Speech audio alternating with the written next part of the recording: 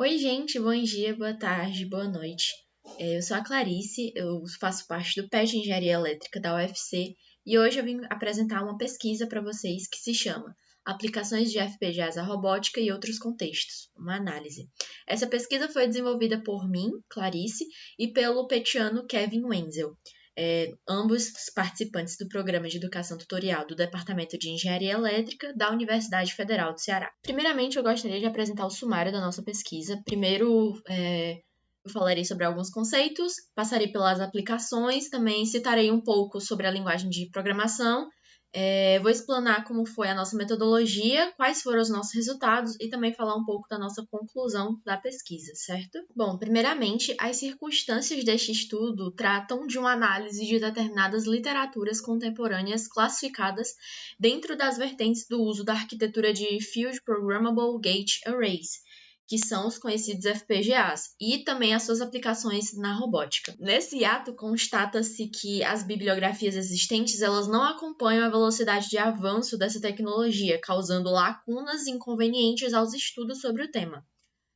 Por certo, essa análise foi realizada com a intenção de agregar positivamente as documentações atuais nesse aspecto, isto é, servir como fonte de pesquisa, fundamentar e auxiliar futuros estudos no mesmo viés. Com esse intuito, a natureza dos dados é puramente dissertativa, proveniente da visão dos autores, que sou eu e o Kevin, sobre a temática abordada, circundando em textos científicos já publicados. Nesse sentido, os resultados eles poderão contribuir para as futuras confecções de outros trabalhos acadêmicos e, assim sendo, é de extrema importância para tal finalidade, devido à sua natureza simplista e, no entanto, contemporaneamente precisa. Seja na otimização das indústrias, seja na exploração de planetas potencialmente habitáveis, né? O processo de robotização ele vem avançando com grande rapidez sobre a atividade humana à medida que surgem em seu campo novos desafios e novas aplicações. Com essa tendência, a busca pela dinamização das respostas e resultados nas tecnologias em ascensão solicita, de uma forma latente, os usuários da robótica a inserção de dispositivos lógicos programáveis.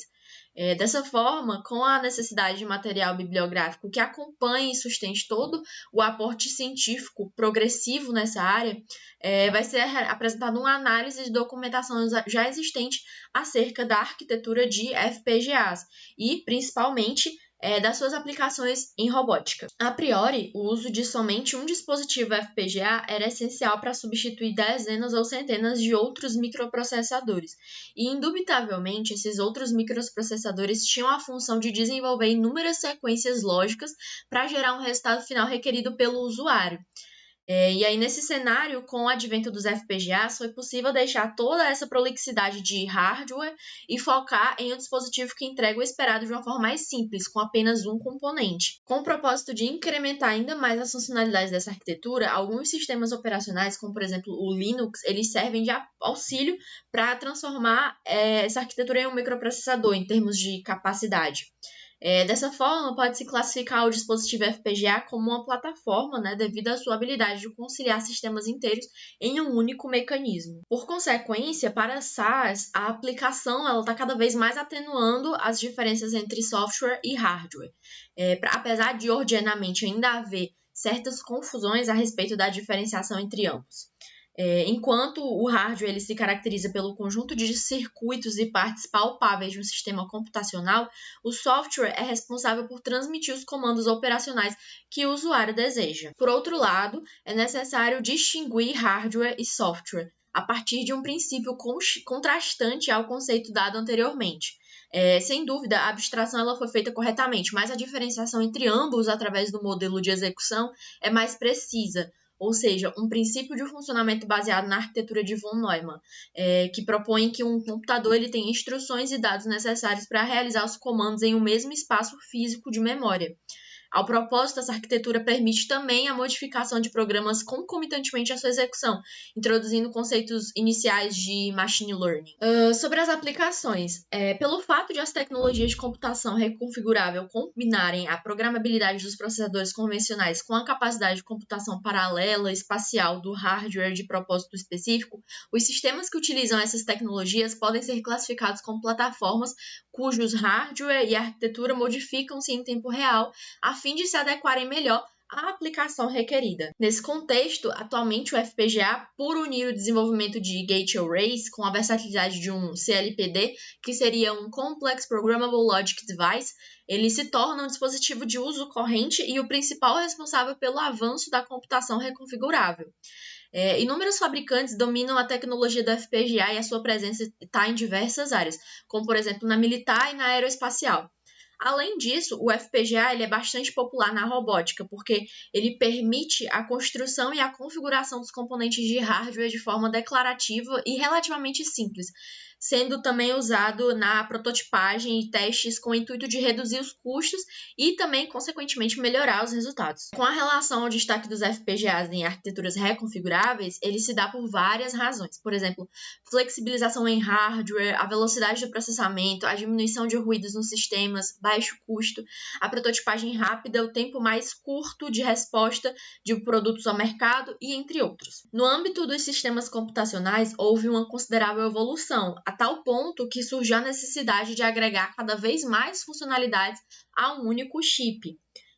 Na abordagem dos FPGAs, tal processo ele recebe o nome de System on a Programmable Chip, que seria o SOPC. E ele é delineado pelo fato de possuir todos os recursos de hardware e software necessários para o funcionamento do sistema, que seria processador, memória, periféricos e componentes lógicos e afins, em um só chip que é programável. E aí a gente tem algumas aplicações à robótica, né? Com, por exemplo, sistemas embarcados. A priori, seja como um sistema operacional independente ou seja como parte de algo maior, um sistema embarcado ele consiste em um hardware computacional baseado em microprocessadores com softwares projetados para um funcionamento específico com um circuito integrado em seu núcleo, concebido para calcular operações requisitadas pelo usuário e em tempo real. Nesse aspecto, o uso de FPGAs auxilia justamente nesse ponto, pela necessidade de dispositivos unificados. Esses mecanismos eles são essenciais para a aplicação de sistemas embarcados. Igualmente, a sua habilidade de reconfiguração também se torna uma vantagem. Além disso, os FPGAs eles dão autonomia para os sistemas aos quais eles integram, que é um artifício muito utilizado e apreciado no desenvolvimento da robótica, em razão da usabilidade quase ilimitada. A gente também tem sistemas de controle robótico. De fato, como citado anteriormente, os computadores atuais eles utilizam a arquitetura de von Neumann. Isso significa que existem limitações quanto ao seu funcionamento e à sua velocidade de processamento. Ou seja, devido à arquitetura, esses dispositivos eles podem ter dificuldades de execução. Nesse sentido, os FPGAs eles atuam de forma que hardware e software eles se integrem juntamente com as instruções contidas nos sistemas para tornar o encadeamento de comandos mais eficiente. Agora a gente está vendo aqui uma imagem de uma placa de FPGA, e aí existem outras aplicações com FPGA, as quais são capazes de gerir algoritmos de controle mediante a interação com o usuário.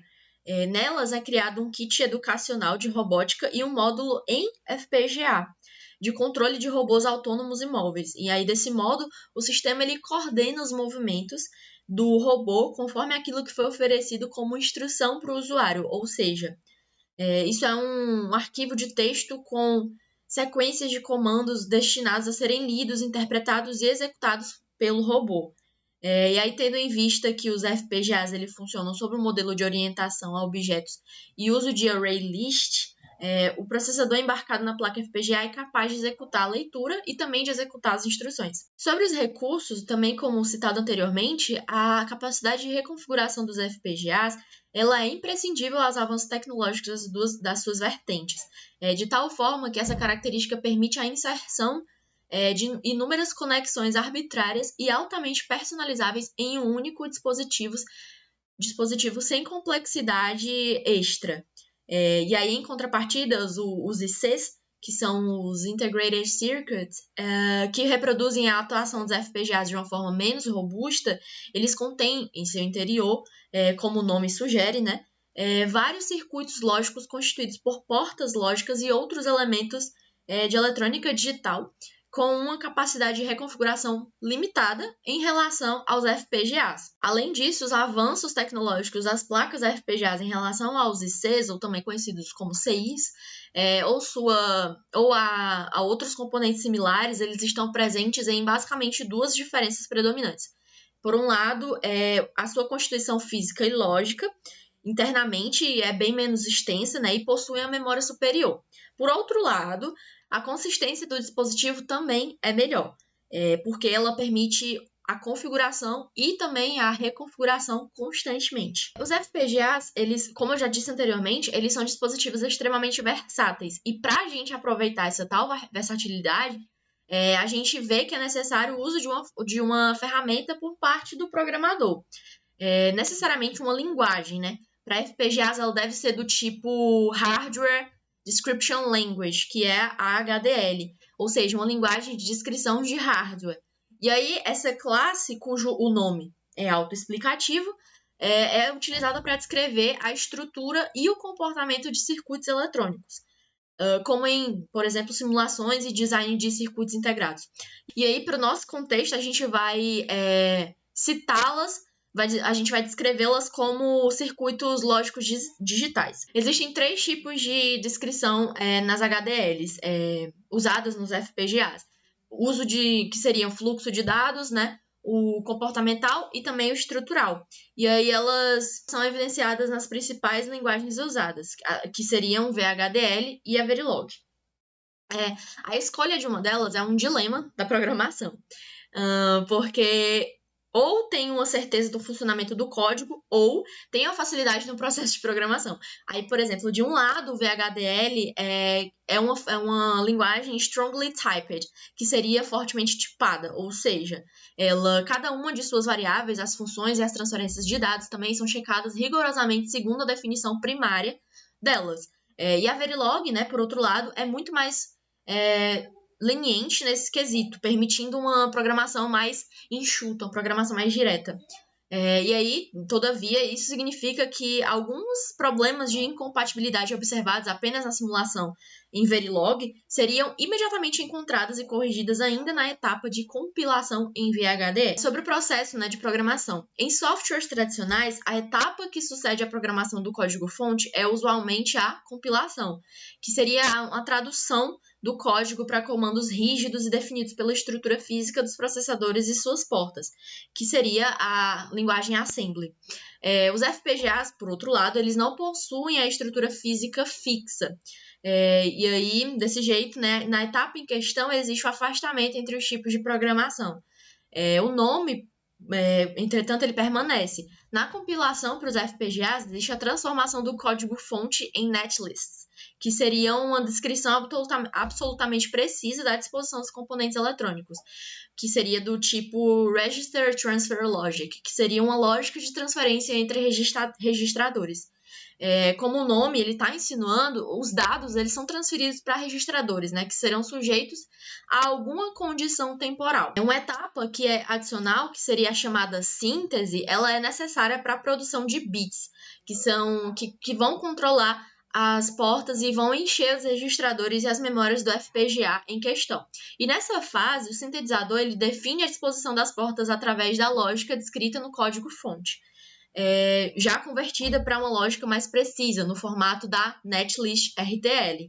E aí isso significa que após a síntese, toda a lógica descrita está correspondendo diretamente a uma série de portas lógicas e físicas. Mas é verdade que ainda tem muita coisa a ser comentada sobre a transição de um período extremamente limitado e complexo para a construção de circuitos lógicos digitais para um momento em que tais circuitos puderam ser pronta e facilmente programados em um FPGA, que seria mais ou menos pós-década de 1990. Sobre os principais fabricantes, a gente tem que, primeiramente, pode-se citar a empresa Altera, que seria um exemplo da placa que eu mostrei anteriormente, né? E aí, ela é uma fabricante de dispositivos lógicos programáveis, né? E sobre esse ramo, a companhia, ela iniciou as suas atividades por volta de 1984 e, em 2015, ela foi comprada pela Intel Corporation. Os hardwares da Altera, eles podem ser programados em VHDL, Verilog ou a HDL. E, além disso, a firma ela oferece cursos que, por exemplo, seriam lógica digital, a organização de computadores, sistemas embarcados e afins. E ainda materiais relacionados ao que ela está fabricando. Como outra fabricante, a gente tem a Xilinx, ou Xilinx, que é a principal fornecedora de dispositivos lógicos programáveis do mundo e também a inventora do FPGA. Ela foi fundada no Vale do Silício por volta de 1984 também e possui sedes na América do Norte, na Europa e na Ásia. Adicionalmente, essa fábrica ela dispõe de diversos produtos cujas funcionalidades eles são pertinentes tanto para o uso amador quanto para o uso profissional, como, por exemplo, em veículos automotivos, em sistemas de defesa ou até mesmo em instrumentação, instrumentos espaciais. Sobre a nossa metodologia, o nosso intuito foi esclarecer conceitos sobre arquiteturas de FPGAs. E aí este estudo ele foi realizado por meio de análises a respeito de literaturas já existentes, né? Simplificando termos, simplificando funcionalidades do dispositivo em questão e também, consequentemente, tornando a sua leitura mais compreensível e também mais acessível. Assim sendo, não foi utilizada nenhuma técnica de amostragem ou técnica de população. Sobre os nossos resultados, a gente tem que, como a provocação fundamental para a produção de presente trabalho foi levantada inicialmente a questão de que bibliografias que existem na atualidade não acompanham o acelerado desenvolvimento das tecnologias de FPGA, tanto em aplicações mais gerais quanto naquelas diretamente associadas à robótica. Dessa maneira, a análise das literaturas de FPGA postas nesta obra, no presente trabalho, constitui uma sucinta fonte de pesquisa, mesmo sem abrir mão de pontos essenciais, que expõe uma visão panorâmica acerca dos FPGAs, especialmente no campo da robótica, de tal forma que pode contribuir para futuras publicações acadêmicas. E, finalmente, sobre a nossa conclusão, a gente constatou que existe uma evidente velocidade com a qual os FPGAs avançam tecnologicamente. E aí isso traz novos desafios e novas aplicações. Então, a gente sabe que, como mencionado anteriormente, esses dispositivos eles auxiliam na ascensão da tecnologia e são fortemente inseridos no mercado de trabalho e no âmbito científico também. O presente documento, o presente trabalho, ele introduz uma importante base teórica para o aprofundamento do tema. Como referências, a gente usou o Embedded Systems Design with Platform FPGAs, do SAS, do ano de 2010. Usamos também aplicações de FPGAs em robótica, das seguintes autoras, publicado em 2016. Também usamos alguns repositórios da Intel e da Xilinx, ou Xilinx. Muito obrigada pela atenção. Se em caso de dúvidas ou esclarecimentos, estamos sempre solícitos para entrar em contato e vocês podem ter acesso ao nosso contato através desses 2 e-mails. Comigo, que sou a Clarice, e com o Kevin Wenzel. Bom dia, boa tarde, boa noite novamente e espero que tenham gostado.